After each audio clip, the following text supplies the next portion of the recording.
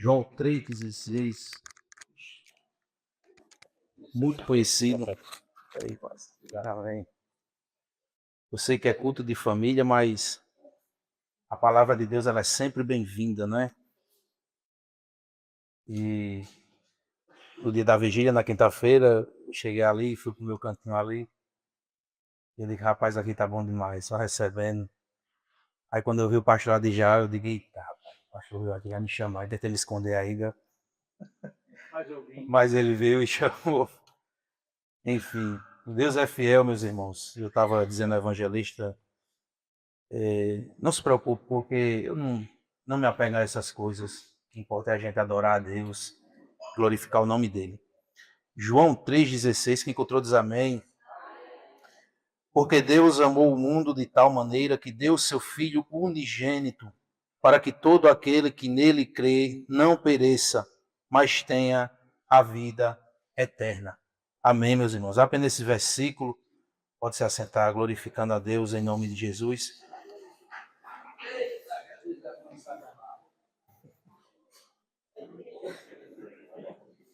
Eu pedi a paciência dos irmãos, que minha mente é mente de pregador, e quem conhece sabe que mente de pregador é que fica se esquecendo das coisas, vai dando branco. Mas Deus vai lembrando, Deus vai fazendo. Estamos diante de um texto conhecido, meus irmãos, como o coração da Bíblia. Eu creio que esse texto é o mais conhecido no meio evangélico. Aqui está resumido o plano salvífico de Deus para a humanidade. Aqui João está nos revelando que Deus ele amou de tal maneira que ele ofereceu o seu Filho, Jesus, para morrer pelos nossos pecados, para que assim aquele que cresce nele tivesse direito à vida eterna. Ele está nos revelando que Deus ele tem um amor incondicional, que Deus ele tem um amor imensurável. A Bíblia ela é clara e nos revela que Deus é amor. E se Deus é amor, eu posso deduzir que esse amor é do tamanho dele. E qual é o tamanho de Deus? Se eu perguntar aos irmãos, eu creio que ninguém vai saber responder ao certo o tamanho de Deus, porque ele é imensurável.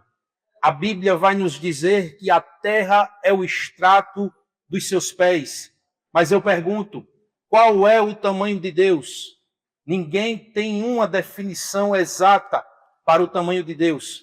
Da mesma forma, ninguém tem uma definição exata para o tanto que Deus nos ama.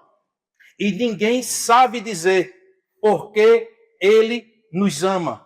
Se nós formos ler a Bíblia de Gênesis a Apocalipse, ninguém vai descobrir por que Deus ama o homem pecador. Por que Deus ele ofereceu Jesus por um homem pecador. A Bíblia só diz que ele nos ama e pronto. Jesus, ele ama tanto o pastor, ele ama o evangelista, ele ama o pecador, ele ama aquele que honra a ele. Jesus, ele ama aquele que procura agradar a ele. Jesus, ele ama aquele que procura fazer a sua obra, que procura se relacionar com ele.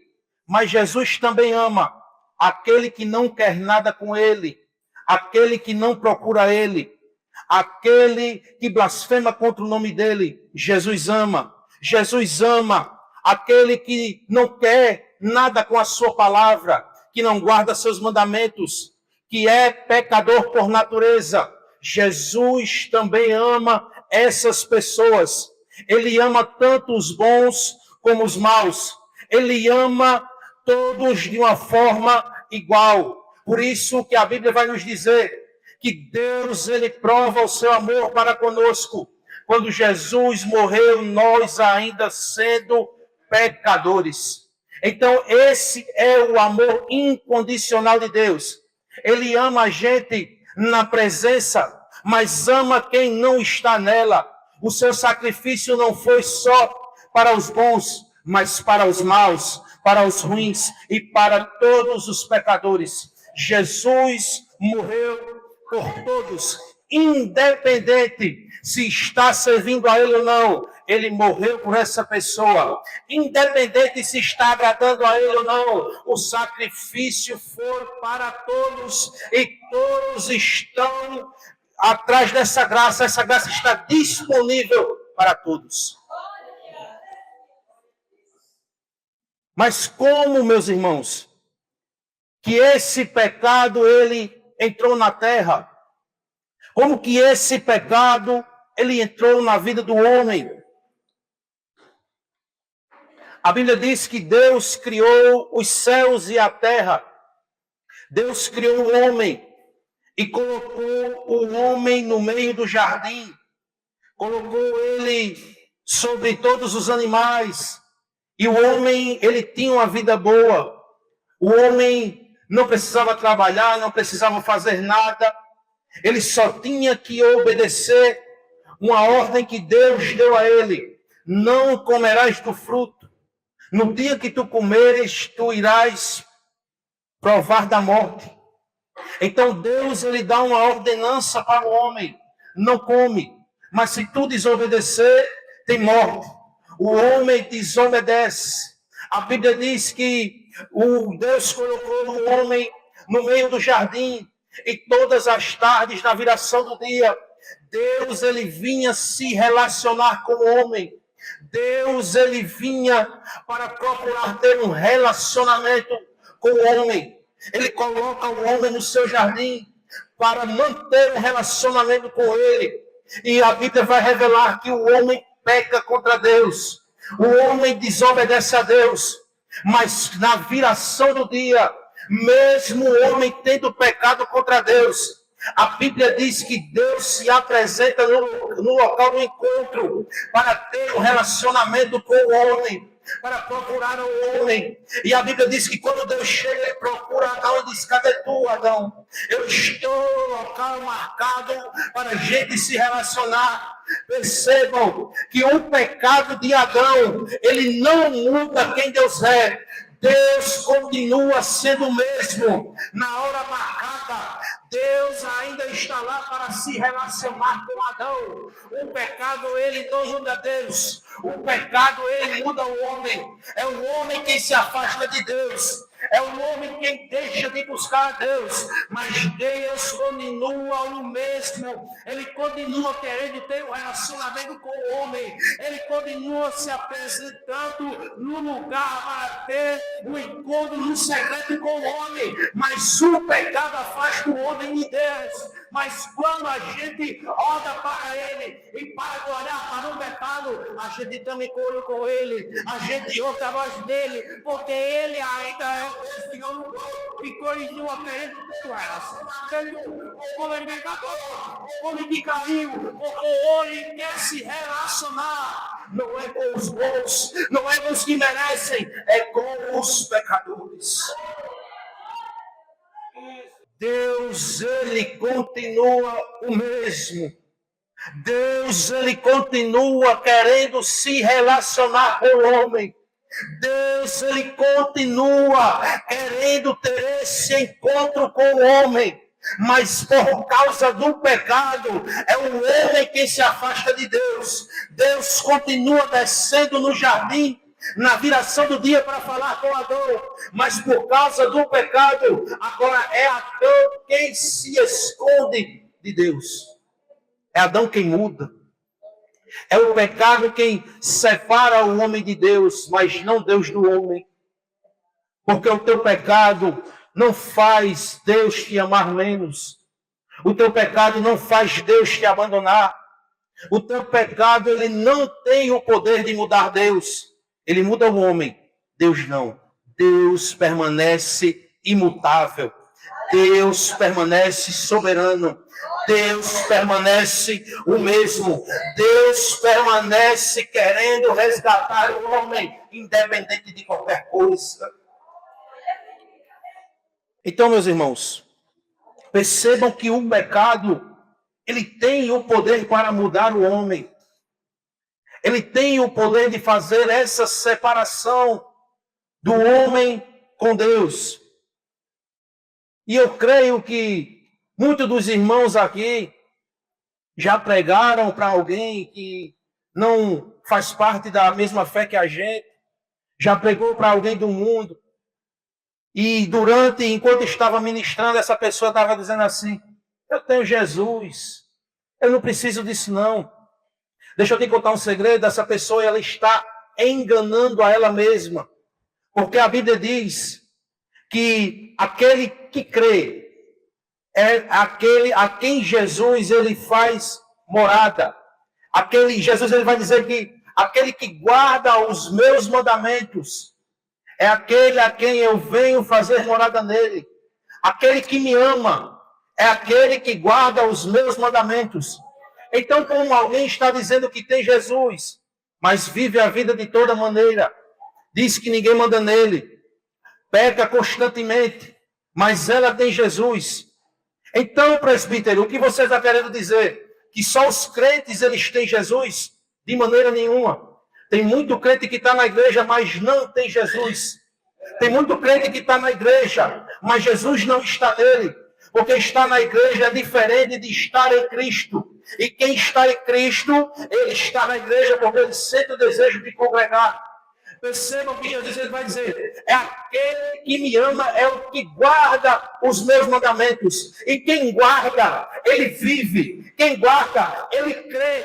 Então Jesus está dizendo: aquele que crê, ele guarda os meus mandamentos. Presbítero, eu sou obrigado a guardar. Você não é obrigado a nada. Jesus não está te obrigando a nada. Jesus, quando ele te chamou, ele não te obrigou a servir a ele, a seguir a ele. Porque Jesus não quer que a gente ame ele de uma forma forçada. Ele não quer que a gente chegue aqui nesta noite dizendo assim: eu vou para o culto porque eu não ri. Eu vou para o culto porque é culto de família. Eu só vou quando você não me ligado. Não. Jesus quer que você venha aqui por livre e espontânea vontade. Jesus quer que você ame ele por quem ele é e não por obrigação.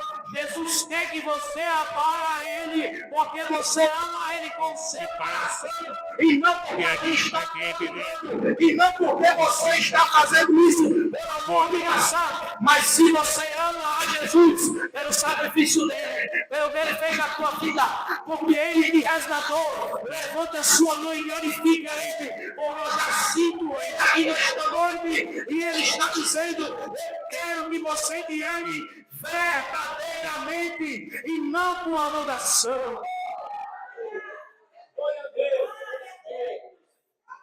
Jesus, ele quer um amor verdadeiro, meus irmãos. Jesus, ele quer um amor espontâneo. Ele quer que a gente sirva a ele em verdade.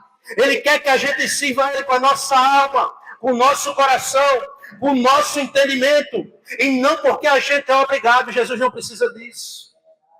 Jesus, ele não precisa disso. Ele se sacrificou, meus irmãos.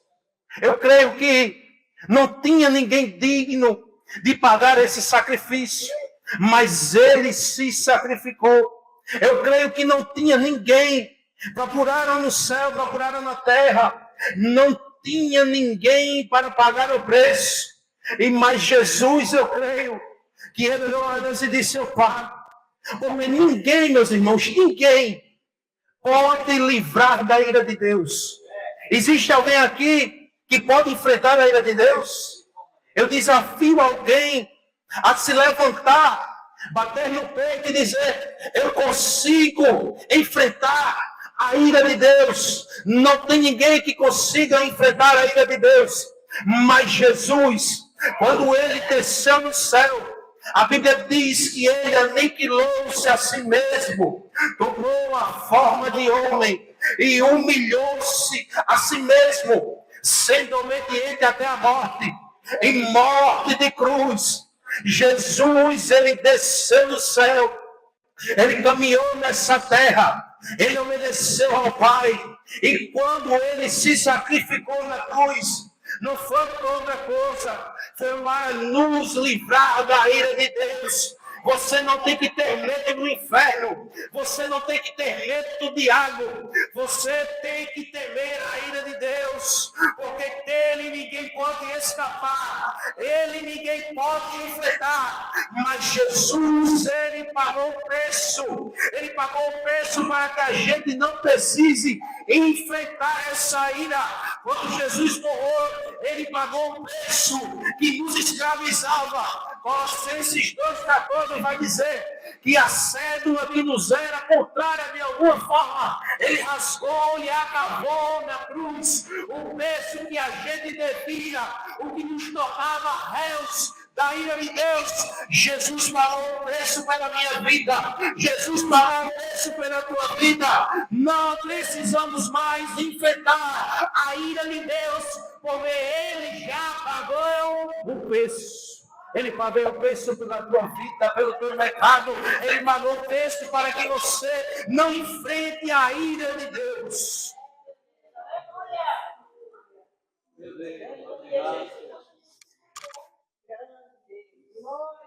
O preço já foi pago, meus irmãos, na cruz. Na cruz do Calvário, Jesus, ele riscou a cédula das nossas dívidas. Ele pagou o preço para que a gente não precisasse morrer. Só que tem gente que não quer esse preço que Jesus pagou. Ele não obriga ninguém a se salvar.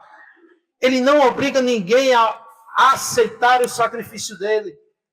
Ele pagou o preço por todos os pecadores, mas nem todos os pecadores aceitam esse preço. Ele pagou o preço para os irmãos que estão aqui nesta noite, mas ele pagou o preço por alguém que nunca vai conhecer esse evangelho, ou alguém que mesmo conhecendo não vai querer aceitar, mas Jesus pagou o preço por essa pessoa. Jesus pagou o preço por aquele que blasfema contra a vida dele. Jesus pagou o preço por aquele que não quer nada com ele. Ele pagou o preço por essas pessoas também.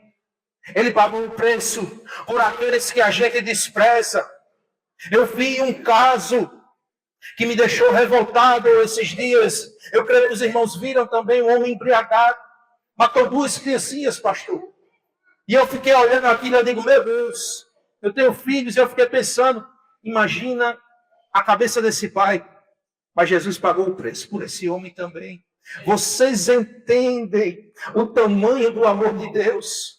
Independente de cor ou raça, independente do que fez, independente se quer ou não, Jesus pagou o preço por essa pessoa. Ele só quer que a gente creia e viva esta palavra. Ele só quer que a gente esteja de acordo com a palavra dele, honrando a ele, buscando a ele. E esse preço, meus irmãos, foi um preço caro, foi um preço de sangue, foi um preço de cruz. E muitos irmãos ainda ficam pensando que não valem nada. Muitos irmãos ficam se deixando levar por pensamentos negativos, por palavras de maldição que alguém lança contra a nossa vida, dizendo, isso é um crente que não vale nada. Está arrependido em nome de Jesus. Você é valioso, você é precioso, você vale o sangue do Deus vivo, que derramou até a última gota, para que quem nele crê não obedeça, mas tenha a vida eterna. O preço que ele pagou pela mim e pela tua vida foi o preço de sangue, o preço de cruz. Você é valioso. Não deixe Satanás dizer que você não vale nada. Não deixe Satanás dizer que você não é precioso. Deus derramou o seu sangue para que você tenha vida e vida com abundância. Você valeu o preço do sangue de Jesus. Isso não é pouca coisa, meus irmãos. Isso não é qualquer coisa.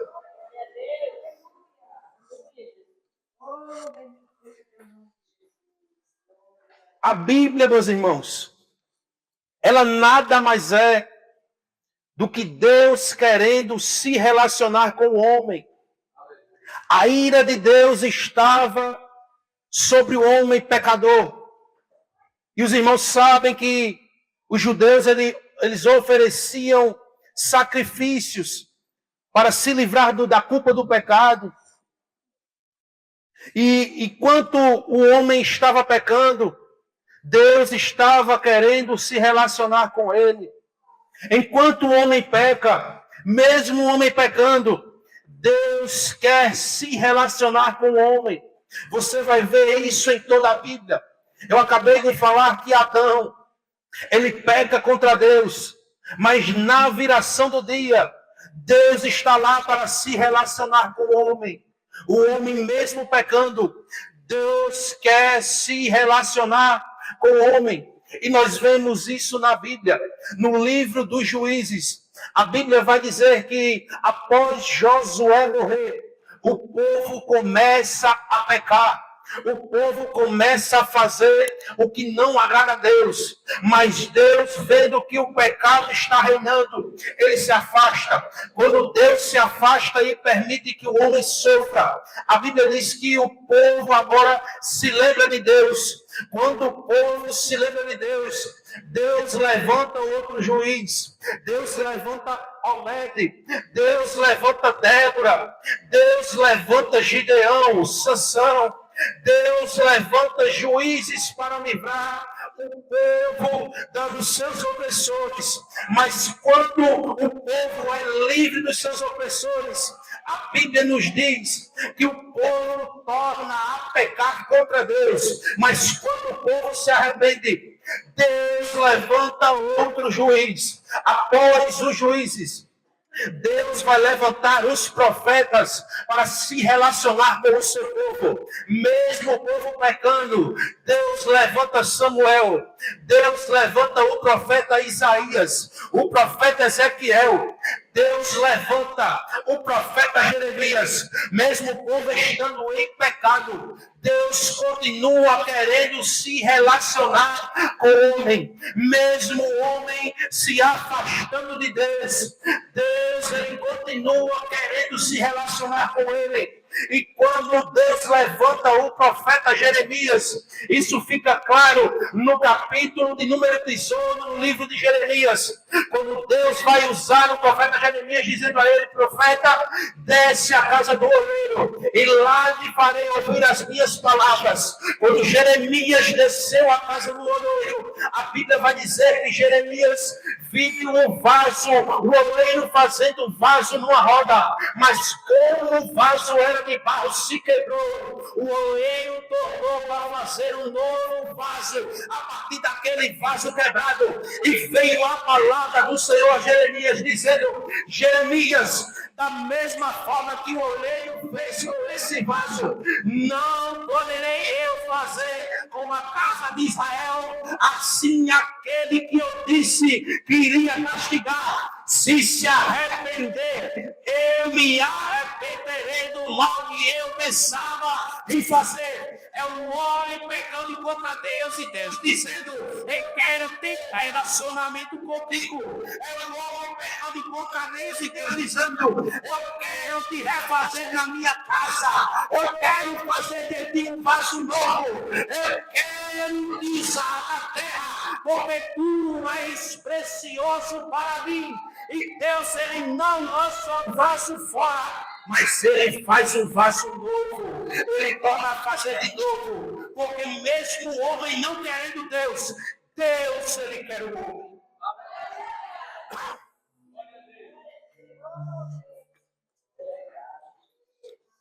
Glória a Jesus. Mesmo o homem se afastando de Deus, Deus, ele quer se aproximar do homem. Ele quer esse relacionamento. Mas o homem, ele é teimoso, continua pecando. O homem continua errando. E eu creio que, eu imagino Jesus conversando com Deus, procurando em todos os cantos quem é que pode pagar esse preço. Quem é que pode livrar a humanidade do pecado?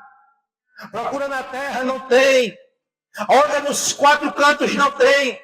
Jesus, eu imagino Jesus olhando para Deus e dizendo, já que não tem ninguém, eu mesmo vou. Eu mesmo desço, Pai. Eu mesmo pago o preço. Porque não tem ninguém que é capaz. Aí Jesus desce. Jesus, ele carrega a cruz. Ele é crucificado. Jesus morre. Mas ao terceiro dia, ele ressuscita.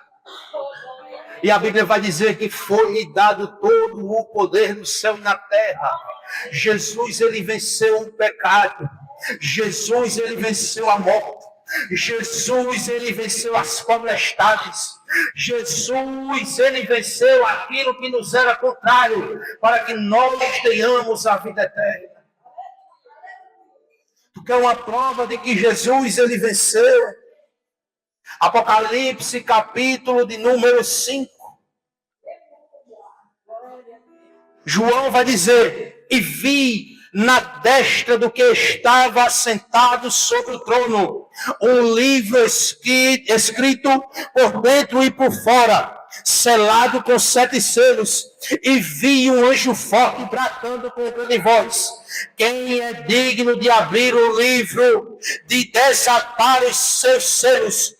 E ninguém no céu, e nem na terra, nem debaixo da terra, podia abrir o livro, nem olhar para ele. E eu chorava muito, porque ninguém fora achado digno de abrir o livro, nem de o ler, nem de olhar para ele. E disse-me um dos anciões, não chores. Eis aqui o leão da tribo de Judá, a raiz de Davi, que venceu para abrir o livro e de desatar os seus 7 selos.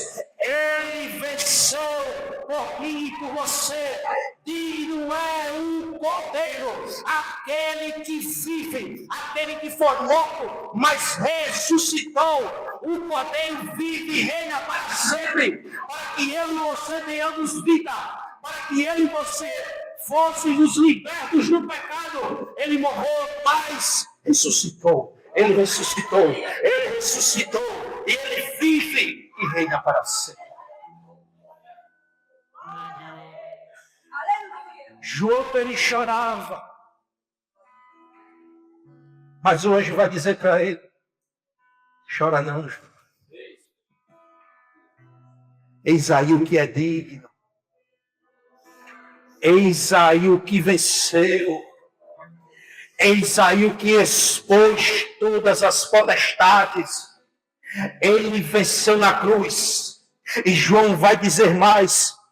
E veio e tomou o livro da destra do que estava sentado no trono. E havendo tomado o livro, os 4 animais e os 24 anciões prostraram-se diante do Cordeiro, tendo todos eles harpas e salvas de ouro, cheias de incenso, que são as orações dos santos, e cantavam um novo cântico, dizendo, digno és de tomar o livro e de abrir os selos, porque foste morto, e com o teu sangue compraste para Deus homens de toda a tribo, língua, povo e nação, e para o nosso Deus os fizeste reis e sacerdotes, e eles reinarão sobre toda a terra. Aqui está a revelação de Apocalipse. Jesus, ele morreu para nós reinarmos com ele. Jesus, ele morreu para nós termos o corpo qualificado como dele. Jesus, ele morreu para que nós não fôssemos mais escravos do pecado, mas ser nos libertou, nos dando vida através do seu sacrifício. Então creia que ele pagou o preço pela sua vida, preço de sangue, preço de cruz. Você é precioso. Comece a adorar ele verdadeiramente. Comece a buscar ele verdadeiramente, porque ele quer um relacionamento íntimo com cada um que se encontra aqui nesta noite. Ele quer um relacionamento verdadeiro. Ele pagou aquele preço na cruz para que nós pudéssemos se chegar a Ele, para que nós pudéssemos se relacionar com Ele e ter uma vida em santidade, em comunhão com Cristo. Comece a buscar a Ele diferente nesta noite.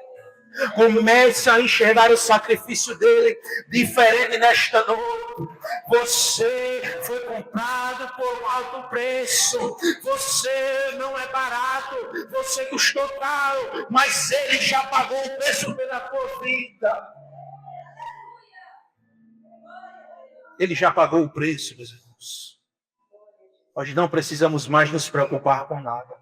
Só em obedecer a Ele, em servir a Ele e em ser fiéis a Ele. Amém, meus irmãos?